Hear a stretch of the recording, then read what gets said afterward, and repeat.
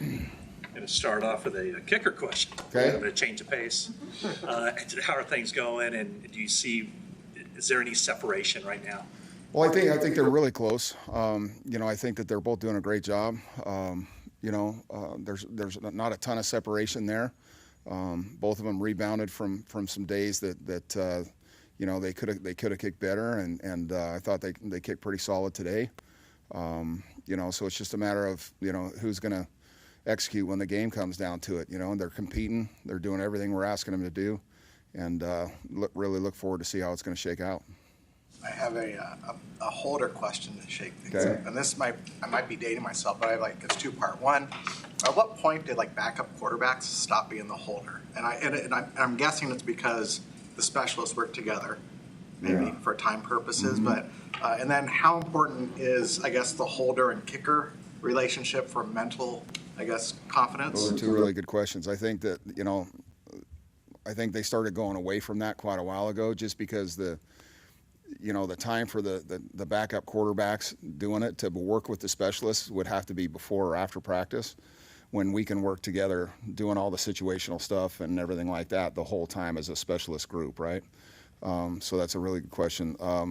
The other one, as far as the snapper and the holder, they are extremely important, and that whole operation,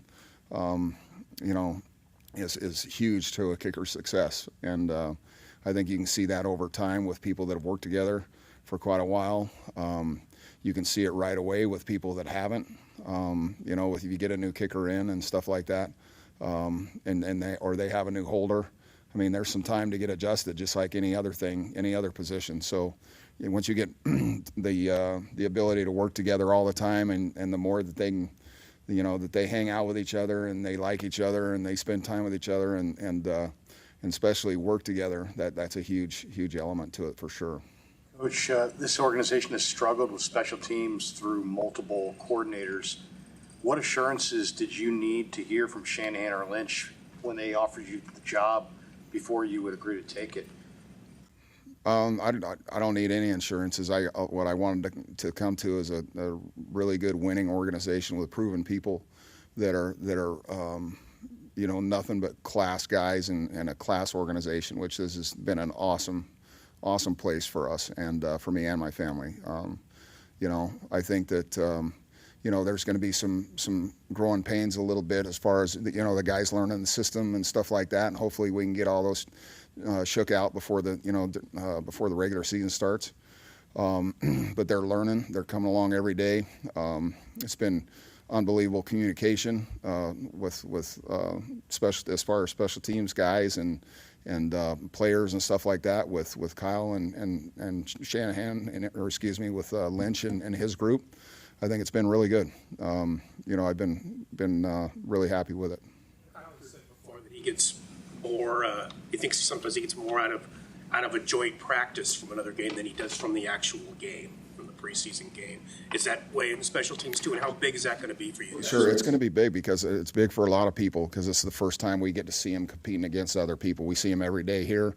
I think a lot of times, in practice you can't simulate the game kind of tempo, because you're not taking people to the ground, you're not tackling people, you're not, where I'm not asking them to be so physical in practice because we'll get people hurt, right? And so when we scrimmage people like this here in the next couple of weeks, I think it's really valuable, especially for those young guys that need a ton of reps, that haven't had a bunch of reps, and they see what it's like to go against not just the guys they've been going against all the time. They see new players that they're going and you find out, the guys that are listening and taking the techniques to the field. And what you see is in the first game is generally they just try to kind of, you can see it over time how they just grow and grow and grow every rep that they take. And so, I think that experience is very valuable for sure. When the kickoff rule changed, I know you guys talk about kind of figuring out how what the best return combination is. Running backs and a fullback, two receivers, whatever it was. What did you learn from last year, and how do you kind of view what you're looking for? I think it's a good question. I think it was a good, a really big adjustment for everybody in the league, and I think the first 4 or 5 games, I think we were all learning, obviously, because we hadn't done it before, and some of the stuff that we had majored in the past, we had to change. But I think that, the longer the season went, we started figuring out what would work and what didn't work and stuff like that through practice and in the games, and then you make the applicable changes, right? And then you try to find those guys that whatever our guys do best, and so within that scheme. And so, I may have majored in something that if my returner changes, I have to change schemes that to benefit what he does best. And I think that's a big element to what all the special teams coaches have to do. You've got to understand what kind of personnel you have and what they do best, and try to put them in the best positions to succeed. Challenge then for you, and putting more on your plate in terms of trying to figure that out. It's a big challenge for sure. It really is. I mean, a lot of hours spent, studying tape and all the stuff that I think it was the XFL or whatever it was that was doing it before, and it was we studied a ton of tape and tried to figure out what we could get to and what we couldn't, and through trial and error and stuff like that in practice, could I run all these double returns that I used to run, you couldn't get to them from these new alignments and stuff like that. So I think maybe with some this extra guy back this year, there's a possibility that you can get to some of that, but it's all going to be trial and error, like I said, from here on out as well. On that subject, you've got running backs that are used to zone running, what they do on offense. Does that lend itself to kick returns at all? Just being able to kind of follow a track and then quickly cut up field? Sure, I think that's a good question as well. I think that anytime you can have those returners, I always tell the returners they're the best blockers that we have, because if you can set it up to a certain side or whatever, it's going to open up the front side as well as the back side. But if you run straight up the middle and you're just going up the middle, everybody's going to squeeze and contain the field on you, and so it's going to constrict your lanes. And so those zone kind of runners that can take all of the air out and put their foot in the ground and get vertical, that's what we're looking for. And it certainly helps having a scheme, and answer your question that we're in here, it certainly helps for sure. How was Bergen like so far handling punts? He looks good. He's he's learning to catch some. We're kicking him some different balls that he's going to get during the season, whether it's the banana ball or whether it's the directional aim right and then pulls left. And so we're working on all those kicks with all those guys. And so they're all getting back there, and they're all learning every day, and they're all improving every day. And it's going to be interesting to see how it shakes out.